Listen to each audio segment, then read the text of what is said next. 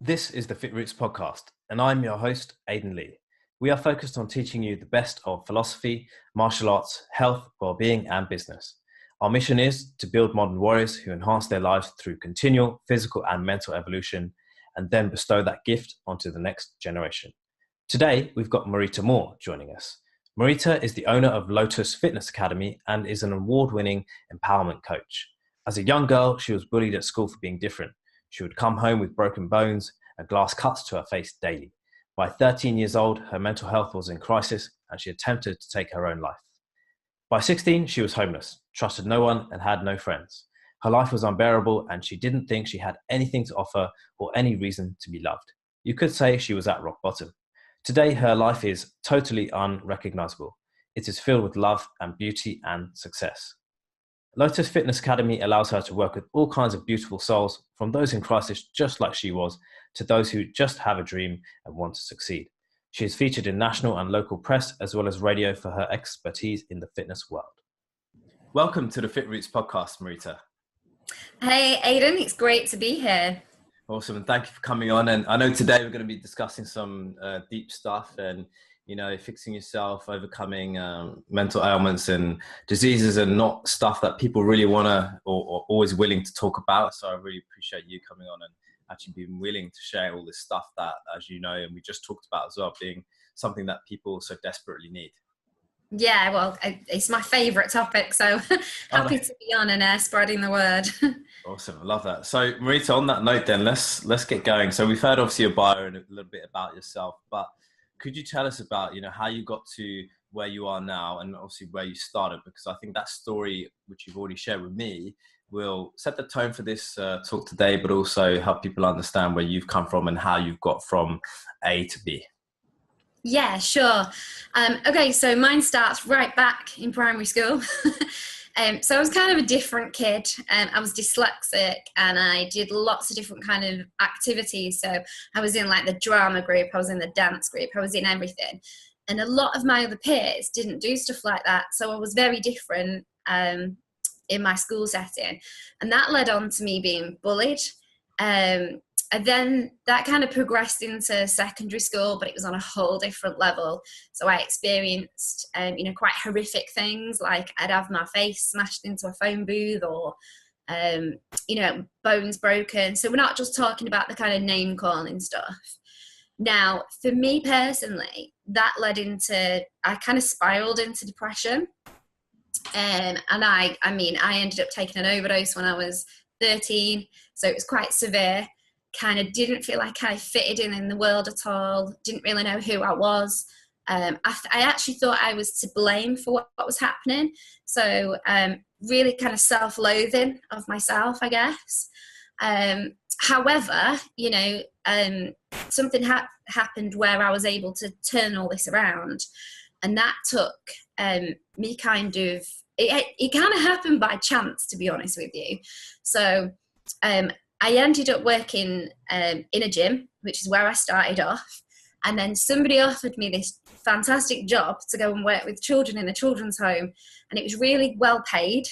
And I'll be honest with you, I went there for the money, not for the job. but as soon as I started working there, they put you on courses to deal with how to look after a child that hates themselves, and how to look after someone that's suffering from depression.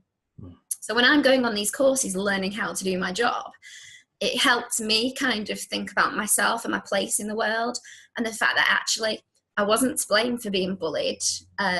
It was actually perfectly normal to feel depressed when you've been through a situation like that.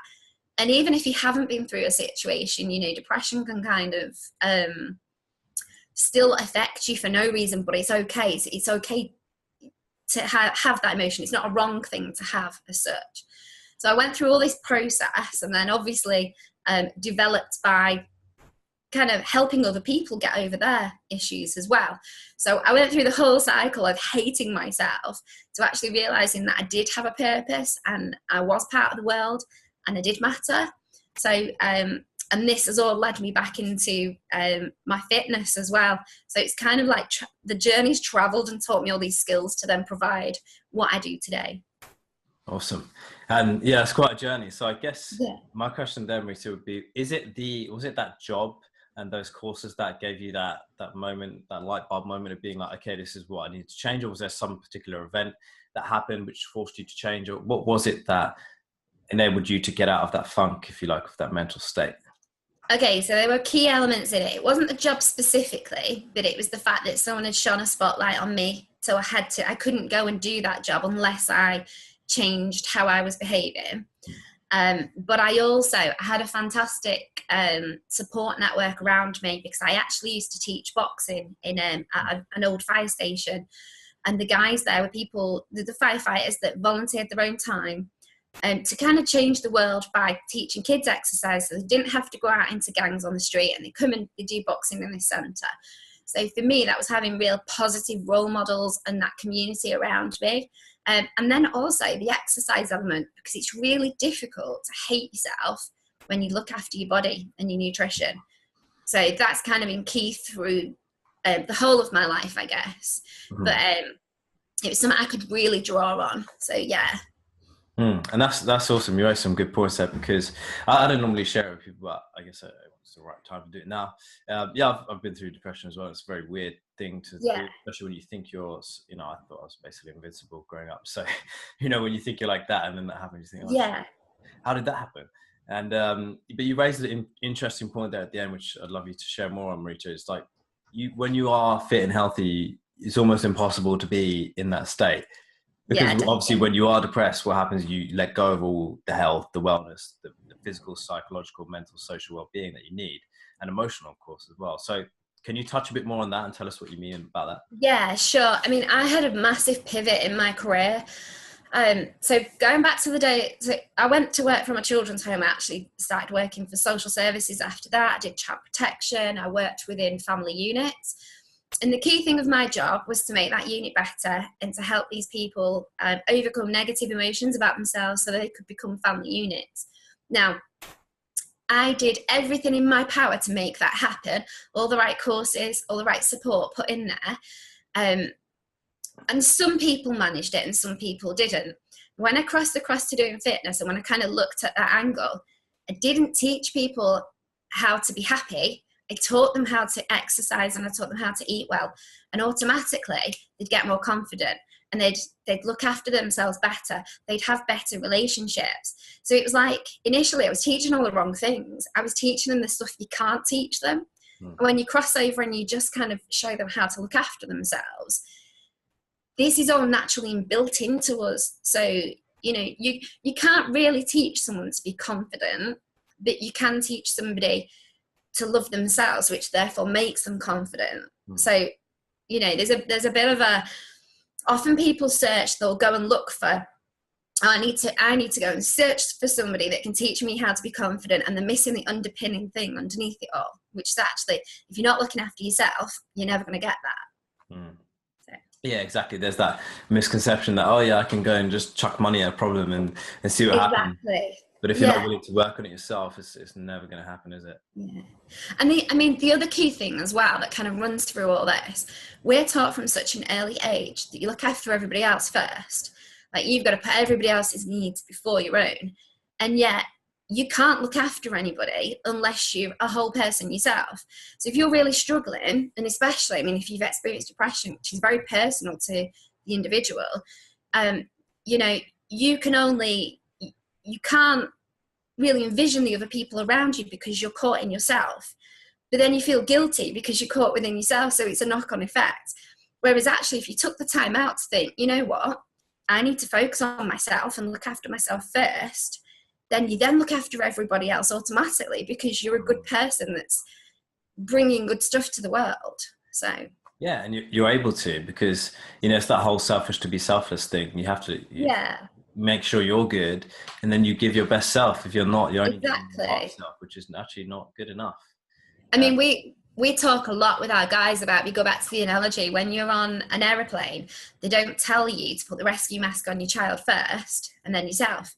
They tell you to put it on you first and then your child, because otherwise you can't help your child. So, and it's always something that sticks in my head. Yeah. I need to be okay so that I can kind of look after my crew. So.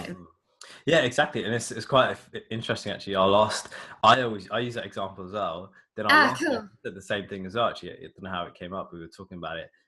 Yeah, so it's a super relevant example that most people have experienced when they've been on a plane, right? So, or told to by the safety talk. So yeah, it's quite a fascinating thing. But you're right. You know, how can you?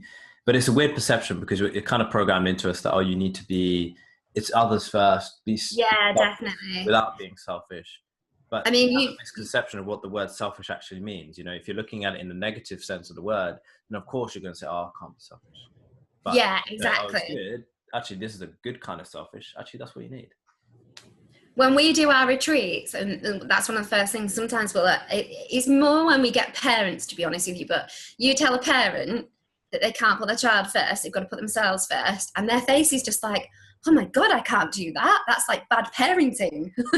But actually, it's not. It's better parenting because you're able to kind of throw it back, and then you looking after you looks after your child. So, yeah.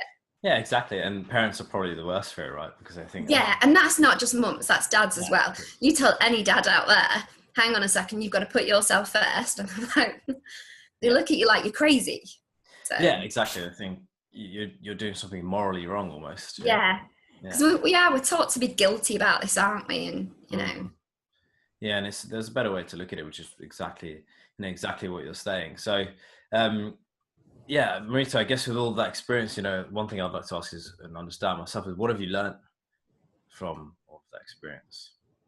do you know what? I've actually learned that being different is really good, and I teach my clients to be different because you don't want to fit into this. If we were all the same, how boring would the world be? You want to have them unique qualities about being different. So I teach people, go out and be the freak, go out, be the different person, be the person that everybody else is wearing jeans, you go wear shorts kind of thing. Just, be different. Don't follow the crowd. And then the other thing that I've learned is actually we've all got these really unique, beautiful skills that are personal to ourselves. So, for instance, I grew up suffering from dyslexia. So I'm not very good in the written word. I'm not very good explaining myself on a piece of paper. But I really like talking. So there's a different skill there. Yeah. And it's like, find the skill that you like and find the skill that you're good at, and bring more of that to the world rather than trying to pigeonhole yourself into what everyone says that you should be. Yeah, and I guess public speaking isn't your number one fear then, which is good. So yeah, got that bonus as well, which is great. So good. Yeah, that's it. I think it's great advice because there's a lot of, as you said, you don't follow the crowds. A lot of sheep, and you're encouraged to be one. But if you are always being told that, oh, you must be the sheep and you must be this and that, then of course you're gonna be programming yourself to believe that has to be the case. Yeah. Rather than saying, hey, what else can I be? And when you limit yourself, you don't give that option to yourself either. Exactly. And that's so key. If you limit yourself, you'll never reach your full potential. When actually, if you think, okay, yeah, I might not be good at what you say I'm not good at, but I've got this skill here and I've got that skill and this skill, and the world wouldn't work if we all had the same skills. It works because we all have different skills and we can bring it back to each other and then, become solid as like a team effort rather than an individual. Is that famous saying, isn't there? No man is an island. And it's so true, because without each other, life isn't effective. We need each other to kind of be. Yeah. So. Exactly. No, I love that. And yeah, if we can help each other along the way, it'd be silly not to, right? So yeah.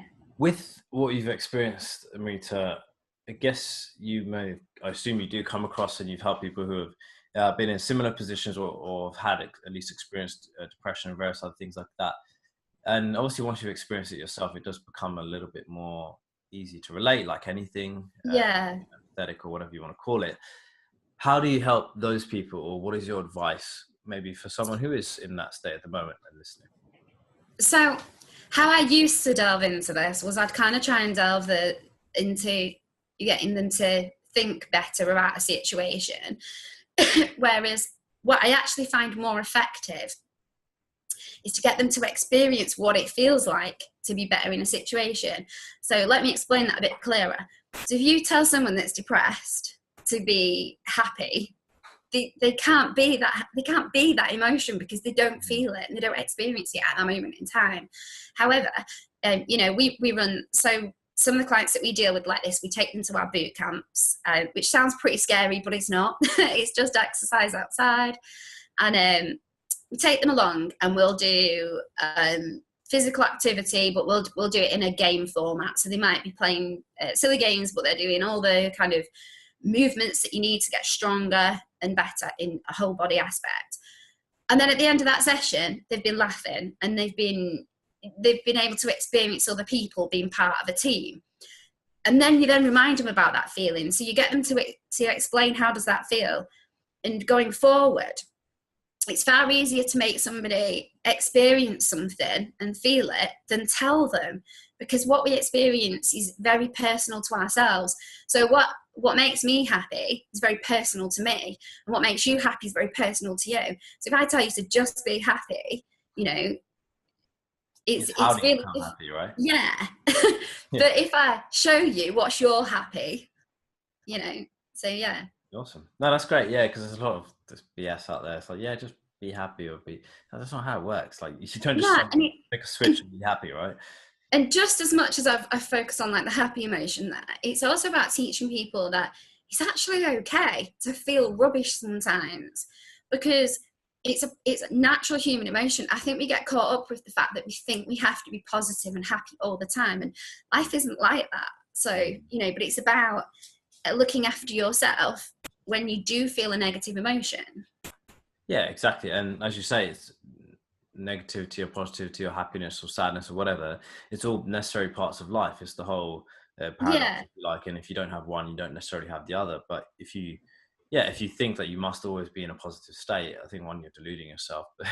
But two, also, it's, that's, as you say, that's not life. But it's okay to experience that. But it's how you deal with it, which is exactly. Awesome. So, Marita, as a result, what are some of your personal habits or daily routines now that keep you on the track to success? Okay, so I'm quite strict with myself on this because it really works for me, and you've got to find the things that work for yourself.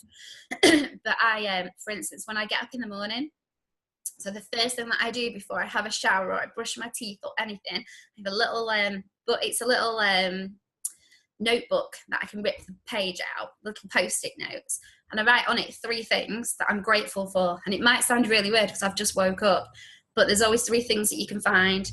When I started doing this, it used to be really small things like I'm grateful that I've got covers on my bed, or I'm grateful that I've got a comfy mattress, or really, and I had to work that small because this is something that progresses. Whereas now I can put down, I'm really grateful that I feel well today, or I'm really grateful that I've got an exciting day ahead of me that involves this. So I'm quite specific. And then I put them in a little jar. And I love that jar because every new year we open up the jar and we read some of them, and, it reminds you of how good your year's been. So you have the day-to-day positive stuff, but you also have the reflection at the end of the year of how great stuff's been, because I think we often forget. And sometimes it's easier to focus on what goes wrong rather than what goes right. And then the other thing I do, so obviously I'll get up and go through my morning routine, but I'll make sure that I spend some time in the quiet, so away from my computer and my phone. And for me, that's going for a walk with the dog, or going for a walk without the dog into the park and kind of taking in the atmosphere that's around me. So it's about really grounding myself. I'm listening to the sounds of the birds and, how the weather feels. Is it hot? What does rain feel like? And that for me just grounds me as a person. So these are a couple of things that really work for me. Awesome. That's great. And the gratitude one, is that something you got from Yvonne, or was that you doing that beforehand? Yeah, no, do you know what? Completely from Yvonne. It was something, cool. I've worked with Yvonne now for, it must be going on about 4 or 5 years. It was from the beginning of my business. Oh, nice. And it was just something she told me that she did, and I tried it, and it just fit in with everything that I did. It really worked. Prior to that, I would say, although I've always been quite a positive person, in my later kind of, so after the horrible start, this was just a way to really focus on it. So it kept it current for me every day. So yeah, definitely. No, that's really cool. Yeah, haven't been doing it as consistently. Sorry, as I'd like to. So you've inspired me to get back at it. But also the other part is, I just kind of wrote it in the diary, but I never did the jar thing. I think that's a pretty cool idea to then have a reflection. It's so cool because so I write 3 things in the morning, and I also write 3 things before bed. So what that helps me do is it makes me go to sleep with a positive mindset. So nice. When I was a kid, I used to suffer really bad from nightmares. And it's always something, my imagination is really crazy, but I tend to not have nightmares as an adult because I'm going to sleep on a positive note. So I'm thinking about good things. I have some of my best ideas in my dreams now, and I'm sure it's because I've got that positive mindset before bed. Yeah. But and do you put those in the jar as well, the 3 from the Oh, okay. So going back to the jar, I can't get through all of them because there's so many. There's like 6 a day. 6 a day, right? Oh yeah. But what we do is we tip it out, and me and my friends, and we just reach in and pick a few out, and it's like, oh, I forgot I did that. And sometimes you might get something that's really simple. So it's like being grateful for the fact you've got a roof over your head. Sometimes you'll pick one up. I mean, last year, one of the ones that I picked up was actually the fact that I had done this amazing course with my clients, and they'd had these really big results from it. And it's something that I would have forgotten about. But it's like a happy memory. It's a memory box for you. So it's just brilliant.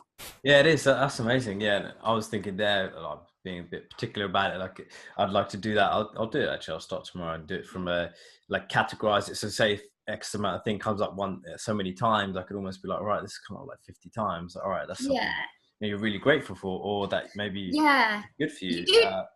You do notice as well, there are certain patterns. So there are certain things that you consistently have. And sometimes as well you'll think, I didn't realize I had that many good things that happened. So I didn't realize there were that many. I didn't realize I went away that many times last year. That's a nice surprise. And because I guess it's quite easy to fall into the trap of focusing on what's gone wrong rather than definitely. And I think especially in life in general, but even it's arguably even more so in business. You're always thinking about, oh, what's the next thing? We're both in business, but you always think about, oh, okay, what's this, what's that, rather than necessarily celebrating what you've already done.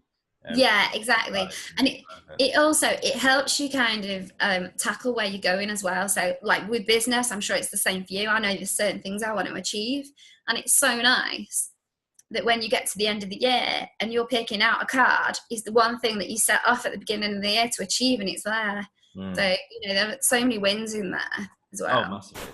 Yeah, a lot of wins. And Marita, I'd be interested to know, have you kept because sometimes depression is not something you just overcome. It's something that maybe waxes and wanes depending on your state of mind, what's going on. Is it something through these kind of habits and routines and now your new health and well-being that you've managed to keep at bay or completely overcome? Or give us your thoughts on that. So the best way that I can describe it, the young me is like, it was a different person, because I've changed everything about myself. I haven't changed myself for anybody but myself, but the younger version of me used to think the world owed her something. She used to think that she could never amount to anything. She used to think that, I grew up in a fairly normal family, but it wasn't, there was no money to then go off and set up a business. So I grew up with all these kind of beliefs about myself that I couldn't become anything. And then the me now is like, if I think I want to do something, I don't think, but that a person like me could never be that. I think, great, how am I going to get there? I'm going to do this, I'm going to do that. So I constantly, the way that I think is completely different. But I do still recognize that person that I was when I was a younger person, and I kind of thank them, because it was going through them emotions that actually helped me kind of really have empathy with the people that I work with. And I've seen all the stages, so I can guide them through all the stages. So it's a blessing as well. Yeah, it's a kind of blessing, right? It's something that you have to I guess see the dark in the light and vice versa. It's something as hard as that is, right? Like, in essence, there's such beauty in dark places, because if you didn't experience that, you wouldn't know what the light looked like. If you didn't know what dark was, you couldn't know what light was. So, and it's about understanding that life is like that. It's not black and white. There's many different kind of stages that you go through. But ultimately, if you hadn't had something horrific happen, it's very difficult to then be grateful for all the amazing things that can happen. Yeah, massively. And it sounds And something else as well, as a younger person, I always wanted the big things. So, and I used to put quite a lot, like little things like, I wanted to have named brands, and I wanted to have this, and I wanted to look like this, and the rest of it. And now I'm really grateful for the smaller things. So, and they mean more to me than the bigger things. So it's like, and because I'm grateful for the smaller things, I get the bigger things really easy anyway. So it's that whole kind of, Yeah, and it all connects now, and it's important. Yeah, as you say as well, because sometimes it's a bit of a weird one. At the time of the suffering, you don't necessarily enjoy it, but I guess some would maybe call it sadistic or whatever. But now I wish that, oh, hey, I should have received more suffering, because every time I get more, as long as I come it always makes you stronger, makes you better. Definitely makes you more. See, I look at that's a key word for me, because when I was younger, I would say, why is this happening to me? And now I say, bring it on, because I'm going to get stronger. So I don't see when things come, because it does throughout your life. It doesn't matter how positive you are, you will go through situations that you have to overcome. But I know I'm going to gain new skills because of overcoming it. So yeah, it's a completely different way to look at it. Yeah, and you're literally shifting it 180 instead of 360, whatever, saying that, hey, flipping it on its head and like, actually, well, is that all you got? You're like, hey, yeah, exactly. Yeah, I've got more than that. I can overcome more. So what have you got? And then you feel this kind of surge of it's such a good feeling when you complete a task. It's such a good feeling. So imagine, the world's offered you this, you've dealt with it, and you've, I often relate it to if you're on a computer game and you get a level up, and it's good, isn't it? Yeah. You become a level up, and it's like life, but you get a level up. So. Yeah, exactly. You are literally a new person every time you level up. Yeah, awesome. And Marita, I'd be interested to see how you've used this, this overcoming of suffering in any other areas of your life. I know you mentioned a few about your bike crash and triathlons and training and stuff. Maybe you want to touch on those and share any lessons. Yeah, definitely. So me having this kind of mindset has made whatever training that I've put my mind to, totally doable. So for instance, last year, I've never run a marathon, and it was quite funny actually. It was New Year's Eve, and I was with my partner and with all our friends, and they were signing up to the Snowdonia Marathon. Oh. And someone said, and I went, oh, the Snowdonia Marathon? They're like, yeah, it's the toughest in the UK, and you definitely couldn't do that. You'd have to start with another one first. And I was like, yeah, right, sign me right up. So, and I'm not actually a marathon runner. It's not one of my loves as such. Yeah. I woke up the next morning and I was like, did I really do that? I do have that kind of mindset. If someone tells me I can't do something, I will go off and do it to kind of prove them wrong. Now, last year I was quite poorly, so I had to have an operation, and this left me with about 6 weeks to train for the marathon. But my mindset, not my physical fitness, got me around that course, and I completed it. And I actually completed it in a fairly decent time for somebody that's doing a first marathon. And it was literally, there were dark moments on that course, but for me, I took it in little stages. So I had to get to this point, and then I worked on that point, and then, the closer I got, I was ticking the miles off in my head, and then the miles disappear, and you think, so that's it, time disappears, and I'm not going to stop, so the pain's going to get less, because eventually I'm going to be at the end. So it's using little things like that to really get you past. And again, I did have a horrific bike accident, and I think some of the things that actually helped me not become more injured than what I was, something specific. So I was going down a hill, a really steep descent on a road bike, and I crashed at over 41 miles an hour. So I was doing quite some speed, faster than what a car can go. I ended up hitting the side. I went across the main road, hit a curb, 360'd in the air, still attached to my bike, which I was gutted nobody had their cams with them, because I think it would look pretty cool. But at the moment, because what had happened, my brakes actually failed. So I knew I had no control on the bike, and I knew I was going to crash before it happened. And I also, there was a barbed wire fence that I could see, so I knew that was probably where I was going to end up in. I knew that was going to hurt. So I couldn't control any of that situation. The only thing I could control is how I felt in the situation. So I actually just relaxed and let it happen. Nice. And by doing so, is because my body became a natural shock absorber to itself. So when I was in the hospital later, they actually said the fact I've relaxed so much has probably helped me not walk away with broken bones or more severe damage than what I had. So, you can apply this mindset to all kinds of stuff. Yeah, exactly. And it pervades all areas of your life. And yeah, exactly. Crashing at 40 miles an hour into barbed wire. Yeah. Right. Yeah, definitely. Yeah. And it's that sort of mentality where you can sort of get into that kind of almost meditative state without having to. Yeah, definitely was. Definitely meditative state. And when those things kind of happen, I don't know if you felt this, but it's like, if you do competitive fighting or some sort of adrenaline high thing, things kind of get slow motion, they slow down. It's very it's a real feeling. And you almost, as long as you allow yourself to, you have time to think and to act. Yeah, it was definitely my version of it. My version of events is completely different to the guys that were watching it happen, because at me, it was slow motion and there was lots of time. For them, it was quick and fast. They even commented the way that I crashed. They thought they were going over to a dead body. Yeah. So, but because I was because I accepted I couldn't control the things I couldn't control, and I'd accepted it, I was fine. It was like I was in a little bubble and I was fine. So obviously, I didn't just get up and walk away. I ended up going into hospital and stuff. I had nerve damage.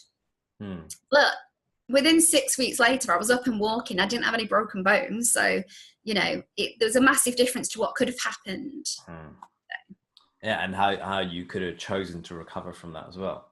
Right? Yeah, exactly. Awesome. So Marita, I'd be interested in hearing, how you spend your time now. I know retreats was something that is big on your mind and your agenda at the moment. So maybe you can touch on those and, what you're working on at the moment. What's your sort of big focus and how you're trying to help people? Yeah, so I started life off as a outdoor fit camp girl. So I used to teach fit camps in the local parks, and I still do that, and I love it. I really love that work. But more so now, I'm working with people that are going through a difficult time, and I don't necessarily go searching for people that are going through a difficult time. They tend to just find me. So they'll come aboard and they think they're coming on board to get fitter, and they are. However, underpinning everything that I do is the mindset. So without having a positive mindset, you're not going to reach your fitness goals anyway. And if you have a positive mindset, then we can work on the things like, your mental health and, how you feel in your own world, that kind of thing. So, and this has kind of led on then to the fact that we do retreats in a beautiful place in Anglesey. We've got a manor house that we use. And it's just great. We have some real big epiphany moments on these retreats. So people come and they have lots of fun, because we do stuff like we'll get the paddle boards out and we'll go into the sea, we do exercises on them, and so there's that exercise element. There's also the nutrition, we're guiding you through that, but mainly we're teaching you how to kind of love yourself and become yourself, because I don't think people allow themselves to become themselves. They try and fit in with the world they're in by being whatever the world they think expects them to be, and actually they just need to be themselves. Yeah, easier said than done as well, right? Yeah. So. No, that's amazing, and I think if you can do that and help people become themselves, that's what people want more of. So yeah, definitely. What are the goals with that in the next 1, 3, and 5 years, or just in general? What is it you're looking to achieve? Do you know what? I'd like to progress it so that on a general day-to-day basis, I meet more people that have negative emotions than positive emotions. And I'd like to progress it. So this is away from my business. I'd like to progress it. So when I'm out in my community, there are more people there with positive emotions than negative. because we've helped them. So we do a lot of community-based stuff. Taking it right down to my neighbourhood. We're doing lots of stuff within the neighbourhood at the moment. It'd be so nice to walk in my local park and hear people saying positive stories rather than negative, because they've been part of our academy. So yeah. Yeah, because especially in local areas, depending on where you are, it can get quite tiresome and negative and so on, and just definitely. We forget, like, especially as fitness instructors, or coaches, whatever we want to call ourselves, we focus on searching for clients and we forget that actually we've got a whole community exactly where we live, and they might not all want to do boot camp or whatever, but they all need to stay healthy and active. They all need to look at the way they're eating, and if you can go out and give little messages here and there, all of a sudden you get, like I have, you find you've got a following, you've got a group of people that are actually with you, supporting you, and learning from you, and because of that, having a better way. I mean, Yvonne, we both worked with Yvonne, but Yvonne said something that really hit me the other day.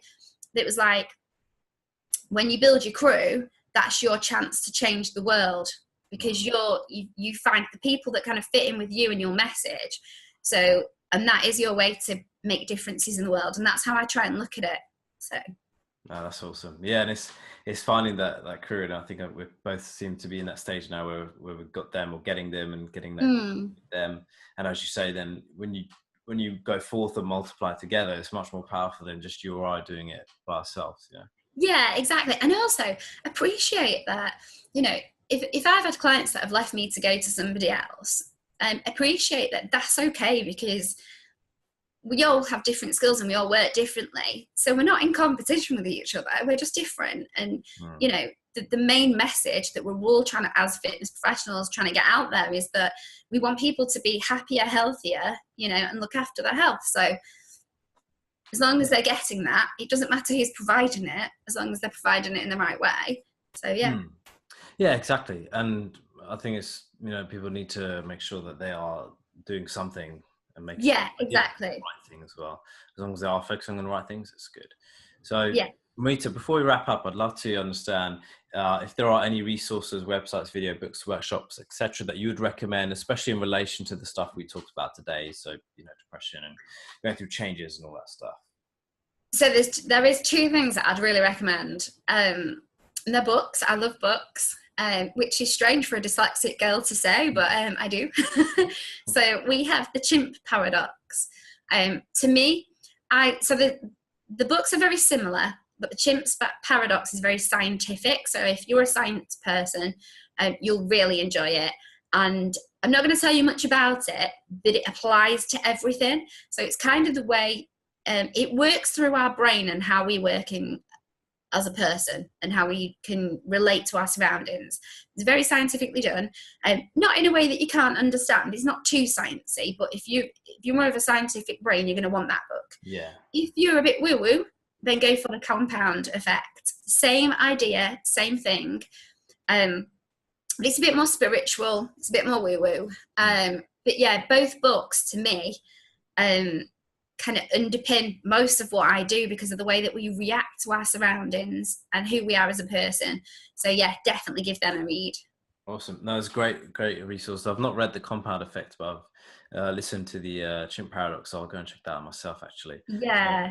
Cool. So before we wrap up, Marita, I think, I'd love to have you on again, but I think, it was nice to focus on these couple of particular topics today. But before we do finish up, is there anything else you want to mention? But also feel free to share links to your website and social media here as well, but I will also add them to the show notes. Yeah, no, that's fine. So if you want to find out a bit more about me and what I do, and maybe read a little bit more of my story, that's all on my website, which is www.lotusfitnessacademy.co.uk, and then obviously the Facebook Lotus Fitness Academy and the Instagram as well. So yeah, come check us out. But I'd love to hear what you've thought of our little chat as well, and if you've got anything to share for your listeners out there. So yeah, but brilliant. I've had a great time, Aidan. Yeah, awesome. Yeah, go and check Marita out, guys, and find her, follow, ask her questions. I'm sure she'll be up for it. And similarly, if you have any feedback, thoughts on what we've discussed today, or questions, then do let us know. So Marita, I just want to thank you so much for spending your time with us and sharing your journey, wisdom and experience with all of us. Brilliant. Fantastic. Brilliant. I'm Aidan Lee, and this is the FitRoots podcast. Thank you for helping us on our mission to build modern warriors.